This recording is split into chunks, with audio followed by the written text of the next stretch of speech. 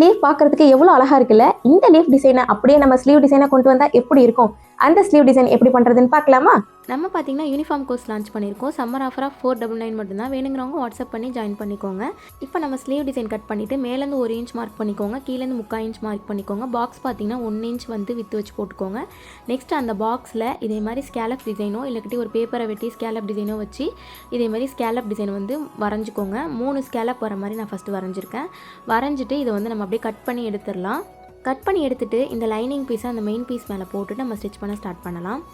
ஓரத்துலேருந்து ஒரு 1/4 இன்ச்சு இருக்கிற மாதிரி வச்சுட்டு நம்ம வந்து ஸ்டிச் பண்ணிக்கணும்.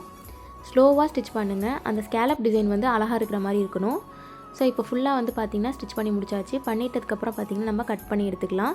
கட் பண்ணி எடுத்ததுக்கப்புறமா அந்த ஸ்கேலப்பில் வந்து நீங்கள் நாச்சஸ் கொடுக்கணும். நாச்சஸ் கொடுத்துட்டு அப்படியே திருப்பி எடுத்துக்கணும். இது வந்து பார்த்திங்கன்னா ஒரு பக்கத்துக்கு உள்ளது.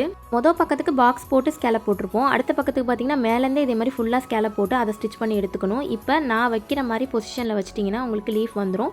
அதை நம்ம மேலே அட்டாச் பண்ணிக்கணும். அதே மாதிரி கீழேயும் சேமாக அந்த இடத்துல வச்சு அட்டாச் பண்ணிக்கணும். இப்போ சென்டரில் மணி ஸ்டிச் பண்ண போகிறோம். அதுக்கு கரெக்டாக மார்க் பண்ணிவிட்டு அந்த இடத்துல நீங்கள் மணியை 2 பக்கமும் சேர்ந்த மாதிரி வச்சு ஸ்டிச் பண்ணிட்டீங்கன்னா இந்த ஸ்லீவ் ரெடி ஆகிடும். இந்த வீடியோ பிடிச்சிருந்துச்சுன்னா லைக் பண்ணி ஃபாலோ பண்ணிக்கோங்க.